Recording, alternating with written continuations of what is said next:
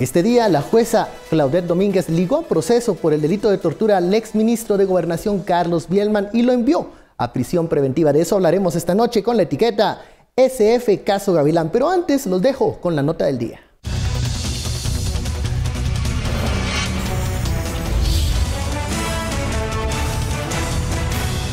La jueza admitió distintos testimonios y rechazó otros por inconsistentes. Encontró suficientes indicios en los testimonios de las personas que identificaron a los indicados en el álbum fotográfico que presentó la Fiscalía, para ligar a los 4 procesados por el delito de ejecuciones extrajudiciales. La juzgadora, en consecuencia, dicta auto de procesamiento en contra de Sujaira Mistú Velasco Crispín, Víctor Manuel Ruiz González, Francisco Huarcas de Paz y Axel Arnoldo Martínez Arriaza, y quedan ligados a partir de este momento a este juzgado de alto impacto. Dicta falta de mérito a favor de Carlos Roberto Bielman Montes por el tipo penal de ejecución extrajudicial. Los asistentes aplaudieron cuando la jueza dictó falta de mérito por el delito de ejecuciones extrajudiciales a favor del exministro de Gobernación, Carlos Bielman. La resolución de la jueza se basó en 3 argumentaciones. Una de estas es porque nadie puede ser juzgado 2 veces. Otra es porque esta causa ya fue planteada ante un tribunal de España, donde fue absuelto. Y esos son los mismos argumentos por los que ahora enfrenta en Guatemala. De que nadie debe ser perseguido penalmente más de una vez por el mismo hecho. Este delito contempla entre 25 a 30 años de prisión. La jueza admitió el testimonio de 4 reos y otros informes que lo ubican en la comisaría 31 ubicada en Escuintla. El defensor de Bielman, Alfredo Velasco, dijo que analizarán la resolución por el delito de tortura, porque se le mostró a la jueza que los reos que estaban en la comisaría 31 mintieron y lo único que existen son las declaraciones de las supuestas víctimas. Mintieron. ¿Por qué? Porque el señor Bielman llegó tipo 9:30 y ahí ya lo estaba esperando otra persona que era la subdirectora del sistema penitenciario. Los procesados permanecerán en prisión preventiva. La jueza estableció 3 meses para presentar la investigación y programó la audiencia de etapa intermedia entre el 18 al 22 de marzo de 2019. Bienvenidos a Sin Filtro, noche de lunes. Comenzamos la semana con la etiqueta SF Caso Gavilán. Le damos un saludo desde los nuevos estudios ubicados en Zona 1 Capitalina, en donde estamos siempre comprometidos a llevarle un debate libre y transparente. Ya veía usted la nota de inicio, el caso Gavilán y la suerte que corren los sindicados por estos delitos. Vimos que la jueza Claudette Domínguez ligó a proceso al exministro de Gobernación Carlos Bielman por el delito de tortura. ¿Qué pasó? ¿Qué sucedió en la torre de tribunales? De eso hablaremos esta noche y para eso damos la bienvenida a nuestros analistas. Philip Chicola, muy buenas noches. Buenas noches, Ben Kay. Y el abogado Rodrigo de la Peña, muy buenas noches. Buenas noches. Buenas noches, Rodrigo. Comencemos con las primeras impresiones de lo que la jueza Domínguez decidió este día. ¿Algunas sorpresas o esperaban lo que se realizó en la audiencia este lunes? Philip. Bueno, tal vez para poner un poco en contexto, antes, digamos, de entrar a analizar lo que ocurrió el día de hoy. Esta es la audiencia de primera declaración, que es, digamos, la primera diligencia judicial en la cual el Ministerio Público imputa a posibles acusados por la posible comisión de posibles hechos delictivos. ¿Por qué repetí posibles las primeras 3 veces? Porque en esta fase del proceso no se evalúa la culpabilidad ni la inocencia, no se evalúan las pruebas, sino simplemente se le imputa a un acusado la posibilidad de que pudo haber participado en un hecho criminal. O sea, es decir, a estas alturas del partido solo se analizan posibles indicios de si hubo o no hubo delito, o si hay posibilidad de que hubo o no delito, y 2, si la persona pudo o no haber participado en ese supuesto acto delictivo. Consideración número 2. Recordemos que este caso, yo creo que es, para ponernos a todos en el mismo radar, contemplaba, digamos, 2 componentes distintos. El primer componente era la supuesta ejecución extrajudicial de 3 personas que se da, pues, en teoría, en el marco de la recaptura de los fugados de la prisión del Infiernito, conocido como el Plan Gavilán, y la supuesta tortura de 4 reos que también se escaparon del infiernito, pero que ellos fueron capturados posteriormente y que no fueron ejecutados. Entonces digamos que el caso tiene esos 2 componentes. A Carlos Bielman, como a Javier Figueroa, se les acusa en el año 2010-2011 de haber participado en ejecuciones extrajudiciales, tanto del caso de la cárcel Pavón como de fugados del infiernito. Pero en ese caso se le acusaba por la ejecución de 3 personas, en esta ocasión por la ejecución de otras 3 personas distintas. Entonces, sobre ese contexto, ¿qué es lo que resolvió la jueza Domínguez el día de hoy? La jueza Domínguez resuelve que en el caso de las ejecuciones extrajudiciales del Plan Gavilán, del caso Infiernito, a Carlos Bielman, al ya habérsele juzgado y absuelto por esos hechos en España, no se podía iniciar una nueva persecución penal porque eso atentaría entonces contra el principio. ¿Qué pasó con la figura de tortura entonces? Es que la figura de tortura es un hecho distinto. Porque, digamos, a Bielman en España se le juzga por integrar, participar, ordenar la ejecución extrajudicial de 3 reos fugados del infiernito. Llega a juicio y en el caso de Bielman el tribunal lo absuelve. Entonces se le acusa nuevamente por otros 3 muertos distintos y la consideración de la jueza es, mire, al señor Bielman ya se le juzgó por esos hechos en España. Y no se le es cierto culpable. que son distintos muertos los juzgados en España de lo que se le están acusando aquí, pero el acto a perseguir es el mismo: integrar, participar u ordenar ejecución extrajudicial. Entonces en ese caso dice, se violaría el principio de que no se puede juzgar 2 veces a una persona por un mismo hecho, por ende dicta falta de mérito. Pero en el caso de la tortura dice, aquí se encuentran indicios de la posible comisión de hecho criminal y por eso le dicta auto de procesamiento por ese delito. En este contexto, licenciado de la Peña, ¿cómo califica usted lo que hoy sucedió en la audiencia y que se ligara a proceso al exministro por el delito de tortura, pero se dejara libre por ejecuciones extrajudiciales? Bueno, yo sí esperaba una resolución en ese sentido, en el caso concreto de las ejecuciones extrajudiciales. En el caso de tortura, que es la pregunta en concreto, y tengo muchas observaciones y muchas inquietudes en general en todo este proceso. Como decía Philip, indicios sobre la posible comisión posibilidades. Existe el Ministerio Público para ello, debe ofrecer o debe manifestarle a la juez las pruebas en las que funda una solicitud de imputación. En este caso, una serie de testigos, uno muy cuestionado, con un video aceptado expresamente por el fiscal especial contra la impunidad en Guatemala. Y y hablo de estas en específico, las resoluciones judiciales de las exhibiciones personales que realizó un juez a las 4 personas supuestamente torturadas bajo la supuesta, y es un tema que quisiera abordar después, dirección del señor Bielman, y decide, nos toca momento de resolver a la juez sobre la base de indicios. Y le agrego algo que en derecho penal es muy importante en esta etapa de primera declaración para que se haga la imputación: indicios racionales suficientes. Yo como juez debo valorar las actas y resoluciones que contienen unas exhibiciones personales que dicen que sucedieron ciertos hechos. Se interpusieron en su momento. Estamos hablando de un hecho ocurrido hace 13 años, en el año 2005. Exhibiciones personales interpuestas a favor de estas 4 personas supuestamente torturadas, donde y se plantea que estaban sufriendo vejámenes.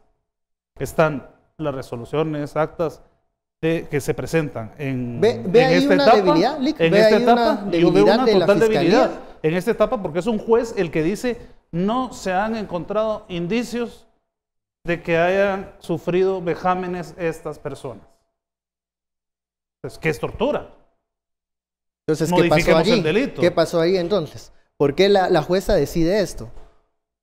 Es que, A mi juicio hay una presión quizá mediática, una presión por parte del Ministerio Público, una presión por parte de la Comisión Internacional contra la Impunidad en Guatemala, que a mi juicio no tiene nada que estar haciendo en este caso en concreto, y debe valer lo que ha dicho un juez en la resolución de una exhibición personal, una acción constitucional basado en una ley constitucional. Claro que digan 4 gentes. Estamos sentando un precedente muy fuerte. Porque pasado mañana van a venir a decir que yo formé una estructura y si 3 personas a las que alguien llegó a decirles que valía la pena que hablaran en contra mía, lo van a decir, bueno, y el juez, ok, va a... O sea, la hacer debilidad radica en este testimonio, en estas voces de estos 4 individuos versus lo que está en el otro lado. Los resultados de las exhibiciones personales. A mi juicio, debe el juez atender, y hablo aquí como el juez, porque no quiero hablar personalmente de la jueza Claudette Domínguez. El juez debe atender a los principios racionales, no al gusto y antojo. Decían hace poco que los jueces ahora hablan de la independencia. La independencia no es una garantía para el juez. La independencia judicial es una garantía para el pueblo, para que un juez sea independiente y resuelva con imparcialidad. Bueno, vamos a la primera pausa de la noche, la etiqueta SF Caso Gavilán. Regresamos con más de este debate. Seguimos analizando la decisión de la juez Claudette Domínguez y sus consecuencias al volver.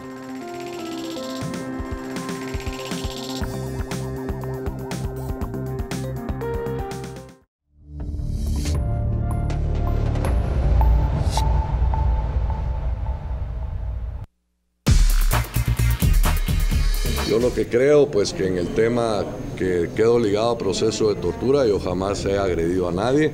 Hay suficientes evidencias, por un lado, de parte nuestra, de que ellos empiezan acusándome que yo golpeaba a unas gentes desde las 9 de la mañana hasta las 4 de la tarde. Ahora ya dijeron que entre las 8 y las 9 y las 3 y las 4. Realmente no estaba yo en esa comisaría, sino hasta las 3 de la tarde. Entregué pruebas que yo estaba, certificaciones que yo estaba en la cárcel donde se había dado la fuga. Y luego estuvieron ahí el juez, que fue el que hizo las exhibiciones personales. ¿Qué le puedo decir? Imagínese ustedes se recordarán o no se recuerdan de Ervin Sperringsen. El tamaño que tenía, ¿qué calcula usted si Ervin Sperringsen le brinca a usted por media hora en la espalda? O parte en 2, pues, o sea, es totalmente absurdo. Regresamos a Sin Filtro. Eran las declaraciones del exministro Bielman luego de la audiencia. Así reaccionó luego de conocerse la decisión de la jueza Claudette Domínguez. Pero Philip Chicola tenía ahí una idea de por qué resolvió la jueza de este modo. ¿Qué pasa? Yo tengo una interpretación. Digamos que viendo el razonamiento de la jueza, aquí nos estamos refiriendo exclusivamente al tema de Carlos Bielman. Aquí hay más. Porque hay 4 personas más que también fueron imputadas en esta audiencia. En el caso de Bielman, algo que yo noté, por eso esta es interpretación personal de cómo yo sentí que la jueza resolvió. Yo creo que la jueza adoptó una posición muy garantista respecto a derechos humanos, hacia ambos lados. Porque cuando ustedes ven, digamos, todo el razonamiento que hace la jueza, previo a ligar al señor Bielman a proceso por el delito de tortura, básicamente ella construye una narrativa en donde dice, miren, el delito de tortura es uno de los pilares de los cuales las convenciones internacionales de derechos humanos han querido combatir. Por eso el delito de tortura se revierte de ciertas características tan particulares en las que dicen que con que existan posibles indicios de la comisión del delito por un agente del Estado, es función de los órganos jurisdiccionales generar una protección para las víctimas. Ajá. Entonces, yo creo que la jueza Domínguez, a mi parecer, yo siempre sentí que la presentación del caso desde una forma sustantiva de los hechos, creo yo que era más fuerte la de ejecuciones extrajudiciales que del de tortura. Que el de tortura, así es. Pero cuando veo el razonamiento de la jueza, ella básicamente dice, miren, yo ahorita no voy a entrar a un análisis de la sustancia de los hechos, simplemente voy a tomar la posición garantista, a decir, miren, como hay posibles indicios de la comisión del hecho delictivo y la posible participación del señor Bielman en los mismos, pues se le dicta auto de procesamiento. La jueza sí hace referencia a lo que decía el licenciado, que ella dice, miren, sí hay una anomalía aquí, y es que hay informes de exhibición personal. Básicamente lo que eso se refiere es que cuando capturan a los 4 acusados, a los 4 prófugos, un juez practica una exhibición personal, que básicamente es un procedimiento constitucional donde un juez verifica la situación de una persona y en ese informe de la exhibición personal los jueces no incluyen, digamos, ninguna referencia a que se cometió una tortura o vejámenes físicos en contra de él. Y esto es diferente cuando ya se constatan estos testimonios. Pero entonces después la jueza también dice, pero miren, al mismo tiempo resulta que hay 4 testimonios que dicen que estas personas fueron torturadas y hay otros indicios. Pero la jueza dice, yo no voy a entrar a valorar esto. Yo no voy a entrar a hacer esa comparación de qué dicen los testimonios versus qué es lo que dice o no dice porque opta por una postura más garantista. Porque básicamente ella toma la postura de decir, no es el momento para contrastar la prueba. Eso va a ocurrir en un eventual juicio.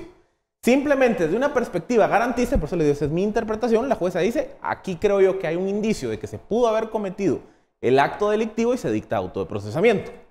Pero al mismo tiempo, cuando entra a resolver sobre la situación de las ejecuciones extrajudiciales, también adopta una posición garantista, porque un principio básico de derechos humanos es que no se puede perseguir 2 veces a una persona por un mismo hecho. Que este ha sido, digamos, uno de los grandes temas de debate y de discusión. Y aquí hay básicamente 2 interpretaciones. Quien argumenta que... A ver, aquí estoy sobresimplificando el argumento, pero básicamente para que lo podamos discutir. Básicamente, quien argumenta que cada muerto es un hecho a imputar de forma independiente. Entonces, si se acusó a Bielman en España por 3 muertos y estos son muertos nuevos, no hay cosa juzgada. Esa es, digamos, una visión interpretación que se ha dado. La otra visión interpretativa es que ya está juzgado. Es que aquí lo que se juzga no son los muertos individuales, sino la participación en una estructura dentro del Ministerio de Gobernación que se dedicaba a cometer ejecuciones extrajudiciales, indistintamente si fueron de los 3 primeros o de los 3 segundos muertos. De los otros. Entonces, ¿qué pasa? Yo siento que la jueza adopta la segunda interpretación y dice, aquí la acusación es por integrar una estructura criminal. Cosa que ya se juzgó en España y fue absuelto. Entonces, yo no voy a juzgar sobre algo que ya fue juzgado en España. Licenciado, ¿qué ocurre con esto? Usted nos mencionaba también en el corte que observaba otras irregularidades o anomalías en el proceso. Sí, efectivamente, quizá solo terminando en la última parte y comentando lo que decía Philip. Efectivamente, en la etapa de primera declaración no es el momento procesal oportuno para valorar prueba y de hecho al juez de garantías, en este caso a la jueza Domínguez, no le corresponde, ni es su función en este momento valorar una prueba.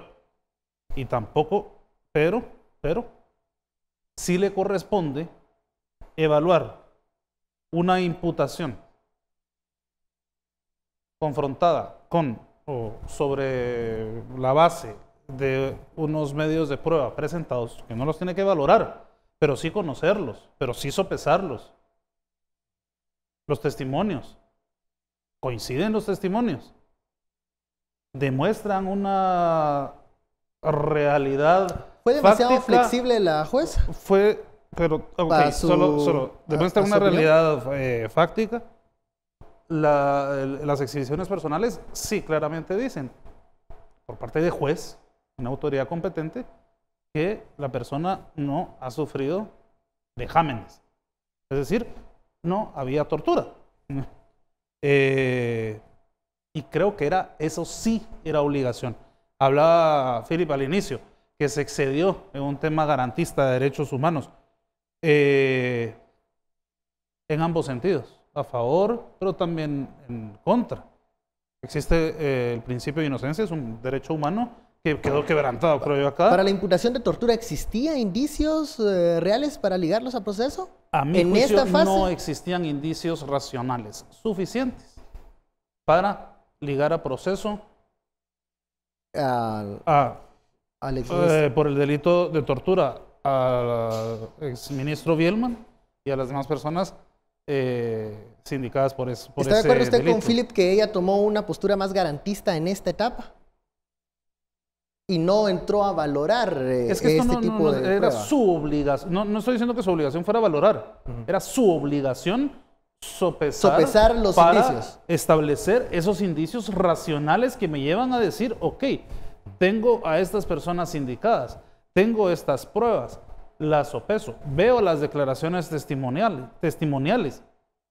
Hay un tema también de la sana crítica y que bueno, yo creo que la jueza no va a haber sido ajena a lo que pasó con el audio famoso que este señor Sandoval, el fiscal Sandoval de la FESI, admite como cierto, y luego el resto de testimonios, más las otras pruebas que se presentaron, que se contradicen algunas cosas de los testimonios y las otras cosas que se presentaron, las otras resoluciones judiciales que se presentaron y ahora, que pueden dar un indicio racional La suficiente. Fiscalía dice que va a apelar porque ellos sí creen que existen indicios para ligar a proceso al exministro. Es que aquí es donde por eso yo interpreto esa forma de actuar de la jueza. Porque básicamente las dos partes van a apelar. No se quemó. Ninguno de los dos quedó satisfecho, entonces. Ajá, porque al final, por eso les digo, termina siendo garantista en ambos sentidos en decir, miren, yo aquí veo indicios de que hay doble persecución. Por ende, no dicto falta de mérito por ejecución extrajudicial. Pero yo aquí veo indicios de que se pudo haber cometido tortura.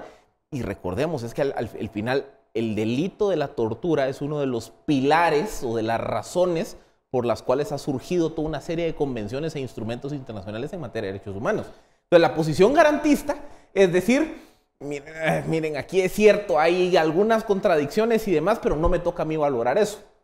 Yo solo estoy viendo que hay indicios de que se pudo haber cometido delito de tortura, dicto auto de procesamiento, y que sean otros órganos jurisdiccionales quienes después que entren a resolver eso. ambas discusiones, porque el tema de la doble persecución va a ser apelado por la Fiscalía.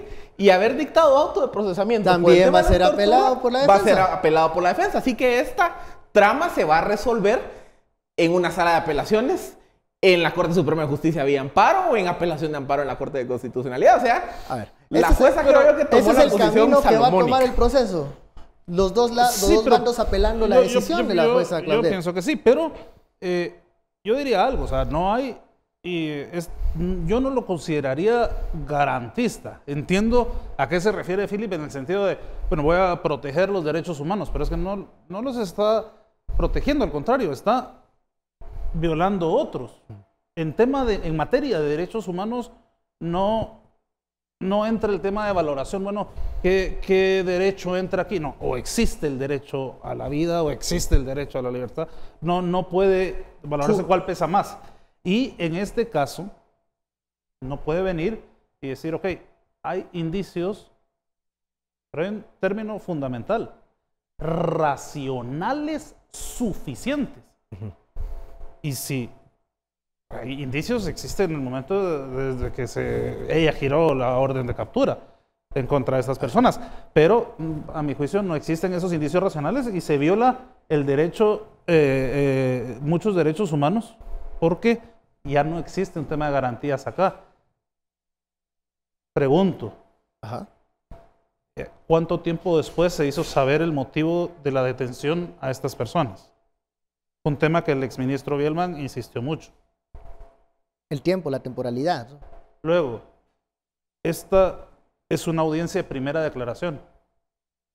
Hay un tema bien interesante en derecho. A mí me llamó mucho la atención al ver un tema jurisprudencial de la Corte de Constitucionalidad respecto a que la primera declaración debe durar debe realizarse dentro de las 24 horas después de la captura.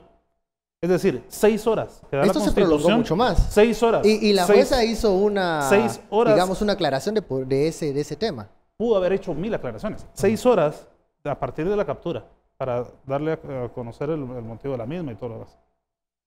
Y 18, dice el análisis de la Corte de Constitucionalidad, para llevar a cabo esto.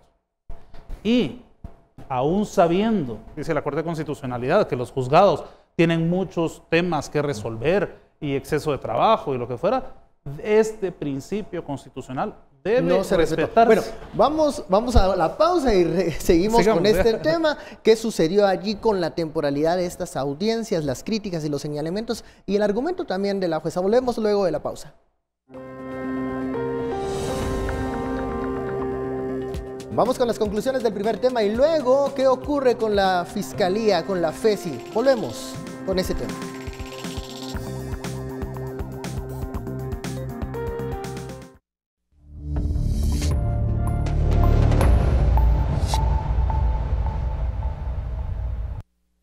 Regresamos a Sin Filtro, la etiqueta de la noche, SF Caso Gavilán. Vamos a las conclusiones de este primer tema.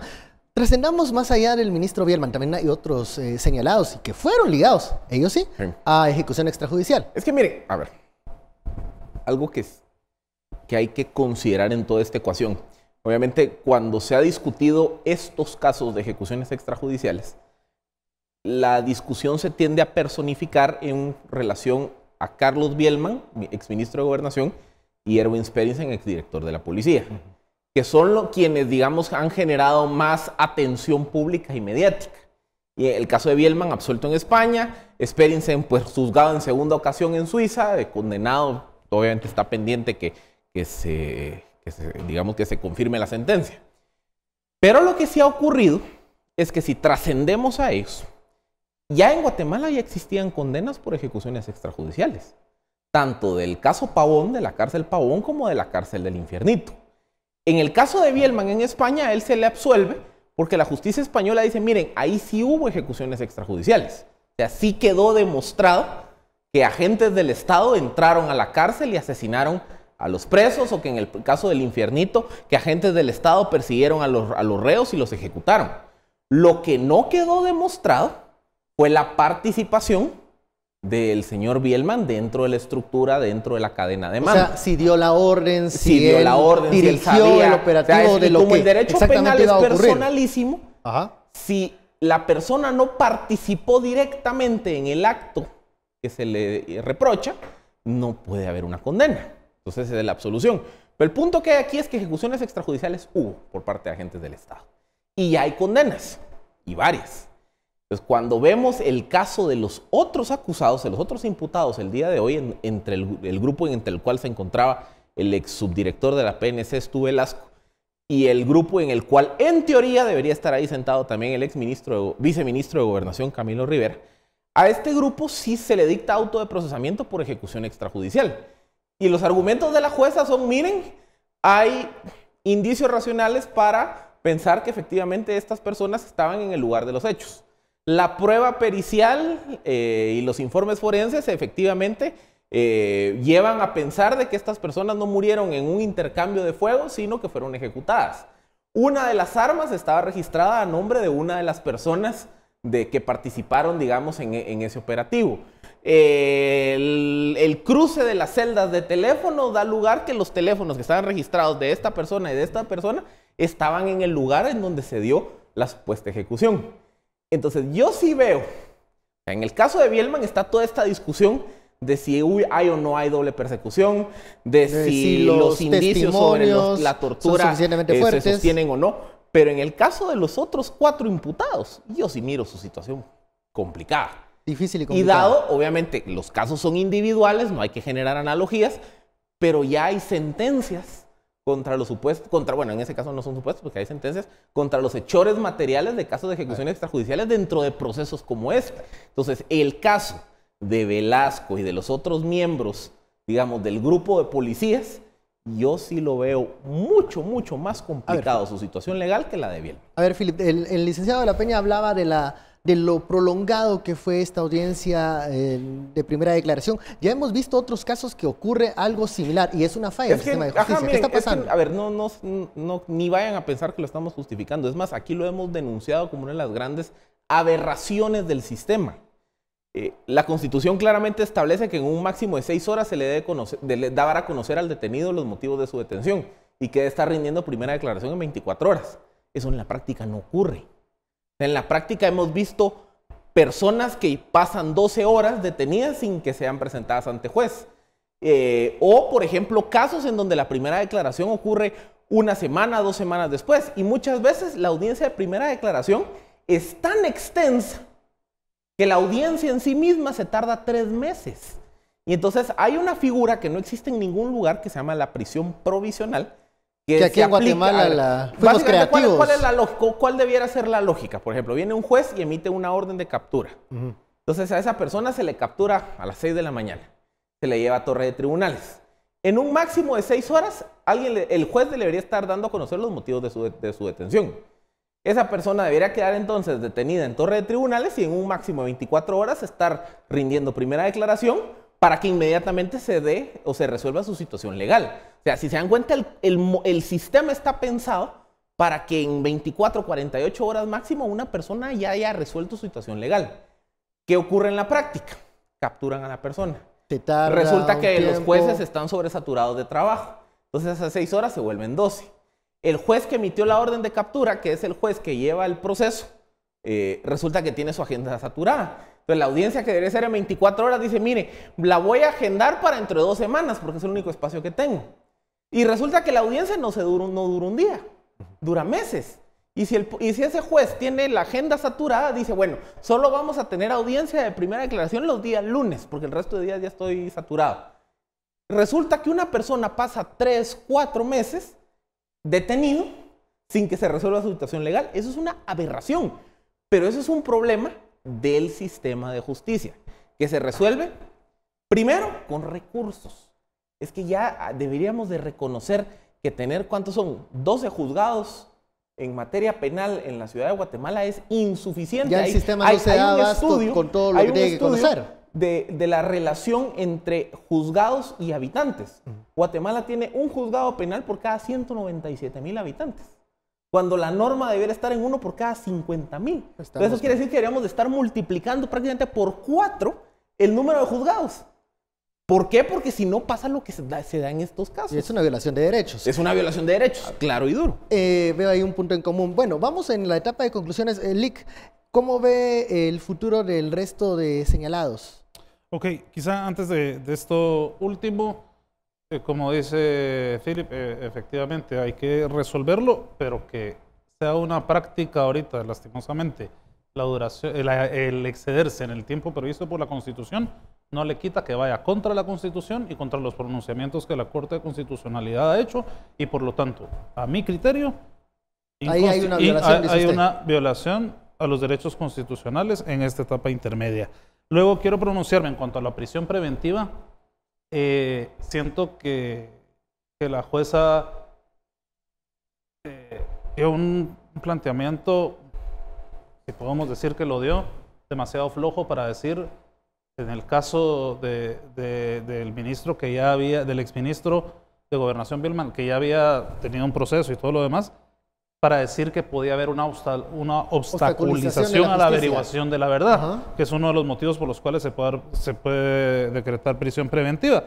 Creo que no fue fundada ni razonada esta prisión preventiva. Resolución, teniendo a una persona que se presentó en todo momento en los procesos en España y que lo podía hacer acá, y que fue un hecho que sucedió en el año, hace 13 años, yo hubiese preferido una fundamentación y un razonamiento claro de por qué mantener esa prisión preventiva. Prisión preventiva. El por qué una estructura, tengo mis dudas, y por eso digo, tengo mis dudas también de la participación de la CICIG en este caso, porque lo han tirado más hacia la línea de una CIAX, pero ¿de dónde? O sea, yo, por el hecho de denunciar como Ministerio Público que era estructura, ya lo es.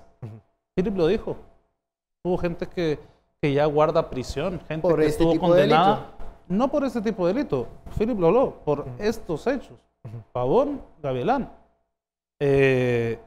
Entonces, bueno, ¿dónde está la estructura? ¿La encabeza quién? O sea, entonces ya tengo yo la facultad, eso es lo que me da temor a mí, ya tengo la facultad de llegar a decir que hay una estructura. ¿El resto de los señalados va a ser más fácil en el proceso ellos demostrar que no hay indicios suficientes para ser culpados de ejecución extrajudicial? Yo creo, a mi juicio, no. La ventaja que tiene el exministro Bielman es haber pasado ya por un proceso donde se analizaron muchísimas cosas, el proceso que se llevó a cabo en España. Caso diferente del resto de los hoy. Y eso creo yo que marca la diferencia de él respecto, como decía Philip, no es que solo estamos centrándonos en él, del resto que quizá no tienen esa ventaja, por así decirlo, donde le permite decir, ok, hubo muertos, hubo lo que fuera, pero no participó. Bueno, cerremos este primer tema de la noche. Vamos al segundo, que tiene que ver con una denuncia pública que realizó el fiscal de la FESI. Él dice que está siendo presionado por unos audios que se han filtrado en redes sociales. Este día la fiscal general Consuelo Porras dio su postura. Escuchemos.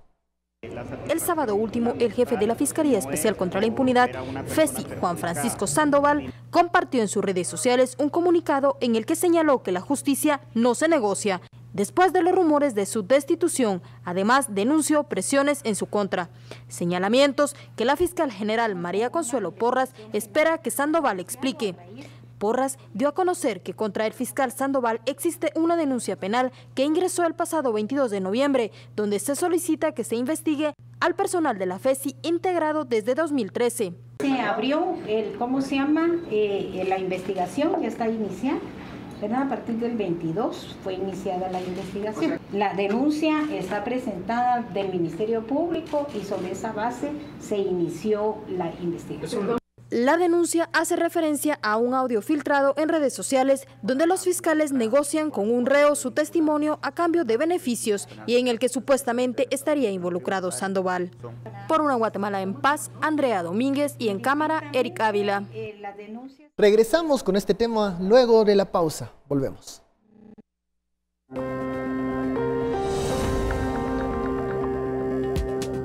Al regresar analizamos las declaraciones de la fiscal general Consuelo Porras por las presiones que dice sufrir el fiscal Sandoval.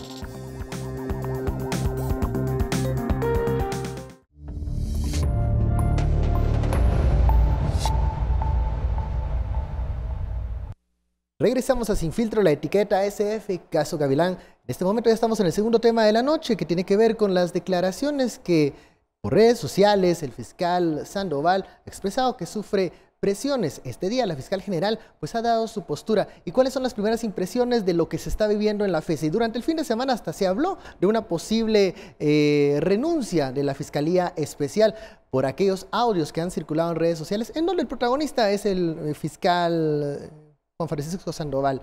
Philip, ¿cómo vemos lo que está sucediendo en el MP? Miren, a mí me llama la atención una cosa. Si se dan cuenta, mucha de la crítica que se ha generado en las últimas semanas, en general alrededor de este caso, se critica a CICIG y a FESI. A CICIG y a FESI. A Iván Velázquez y a Juan Francisco Sandoval. Como que María Consuelo Porras no... Pareciera ser una figura neutra en esta narrativa. Me parece bastante no extraño. Genera los roces que el resto de los... Porque al final, miren, al final del día, el fiscal Sandoval no podría actuar en estos casos de alto impacto sin el visto bueno de la fiscal general. De la fiscal general. Pero digamos que a mí me parece bastante interesante, digamos, que toda la crítica se ha encaminado a decir es que la CICIG y la FESI. O sea, como que hay un escalón ahí que no se toca, digamos. Que no se ha tocado. Entonces, sí hay una diferencia, porque si se recordarán antes de la llegada de María Consuelo Porras al Ministerio Público, la crítica y los aplausos también, hay que hacerlo de los dos lados, era del Maldán Iván Velázquez, CICIG y MP. Entonces, esta es la primera ocasión en que la FESI como una fiscalía dentro del Ministerio Público y el fiscal Sandoval como jefe de esa fiscalía especial están, digamos, sujetos a la atención mediática. O sea, siempre Sandoval ha sido muy activo, ha tenido mucha participación, o ha sido muy visible en los casos de alto impacto, pero nunca había tenido, digamos, este grado de exposición que se ha generado el último mes. O sea, eso me parece, digamos, una dinámica distinta a la que estábamos acostumbrados. Y es relativamente extraño que un jefe de fiscalía caiga bajo un escrutinio tan marcado. Por ejemplo, cuando recordamos casos de alto impacto de los últimos años, caso de genocidio de Ríos Montt, quien, digamos, recibía todos los rayos y las críticas del caso, no era la fiscalía, era la fiscal Claudia Paz. A lo largo de todo el proceso de Telma Aldana en el MP, era Telma Aldana, MP, quien recibía, digamos, toda la crítica, los señalamientos. Incluso, digamos, en actuaciones muy particulares que uno puede decir, bueno, eso no realmente no depende del fiscal general, como ocurrió, por ejemplo, con el allanamiento en donde se produce la muerte de Pavel Centeno. Los cuestionamientos eran a Telma Aldana y los procedimientos del Ministerio Público y no a los fiscales que participaron. Entonces, sí me parece una anomalía en que se esté individualizando tanto la crítica en Sandoval y que el fiscal general, digamos, la fiscal general en este caso, pues pareciera como que se la saltan. O sea, yo nunca había visto un nivel de exposición de un fiscal como el que se ha tenido Sandoval. Y particularmente todas las críticas de este caso. Aquí podríamos pasar horas de horas analizando si las críticas son válidas o no, pero sí me parece muy extraño que ahora sea él el objeto que sea él, digamos, de la crítica o los ataques. El que lo estén agarrando de piñata de la fiesta cuando históricamente siempre había sido el fiscal general. ¿Qué pasa, Lick, con los señalamientos en contra del fiscal Sandoval? Las expresiones que él ha dado en redes sociales en donde denuncia presiones y hoy la postura de la fiscal general Consuelo Porras. Yo pienso que ya es tarde para hablar de esos temores que él dice tener cuando dirige una de las fiscalías más importantes. Primero, ¿por qué? Porque el famoso video, él expresamente lo aceptó como cierto. Los audios que circulan en redes sociales. No video, el audio efectivamente, donde hablan con este señor López, él lo aceptó expresamente como cierto. Luego viene la CICIG, de ahí entra lo que dice Philip, primero empieza Sandoval, luego viene la CICIG a través de Ponce, su portavoz, dice no, eran videos, eran audios del año 2013, cuando se estaba preparando el juicio en Suiza para Sperensen y el de Bielman en España y lo que fuera, contradiciéndose totalmente a lo que el otro había dicho. Y luego viene él ahora a decir, no, estoy sufriendo, mi familia y yo, mi persona, estamos sufriendo de Licenciado, pero ¿qué opina de la postura de la fiscal general este día que, bueno, dice respaldar el trabajo de uno de los suyos, pero que también está investigando esta denuncia que llegó en contra de Sandoval? Vamos a ver. ¿Es una postura yo creo que estamos dando pasos. ¿Madura? A mi juicio sí, por varios motivos. Uno, estamos dando pasos. Yo creo que han habido muchos procesos en donde quizá no se ha llevado de la mejor manera, vamos a decirlo de esa forma. Ya Felipe comentaba algunos antes, y hay muchos más también. En este se cometió algo que sí creo que incidió, y hablamos ya en su momento en la primera parte de esos testigos. La fiscal general, como tal, en primer lugar, lógicamente, es un empleado del Ministerio Público y tiene que decir, ok, lo voy a apoyar, pero al mismo tiempo está cumpliendo con investigar algo que le está siendo denunciado. Caeríamos en lo que otros malamente han caído, en quebrantar el principio de inocencia, y bueno, está suspendido o está despedido, ¿no? O sea, respalde a su trabajador. pero investigue. Y si llega un momento en el que la investigación tiene que alejar al fiscal de la fiscalía por un tiempo o definitivamente, que lo haga. Pero por ahora yo creo que su reacción es adecuada en el sentido de que no puede sacarlo, pero que se investigue. A ver, ¿qué pasa con la postura de Consuelo Porras, que dice, por un lado, respaldo el trabajo de mi fiscal, pero también estoy investigando una denuncia que llegó al despacho? Es que miren, yo recuerdo una declaración que dio Consuelo Porras el mismo día que salió este caso a luz pública, que fue 29 de octubre, si no me falla la memoria, que ella básicamente dice, ella aplaude el caso. Ella dice, este caso ha sido de los mejor armados que se han presentado a lo largo de mi gestión, que tiene 6 meses.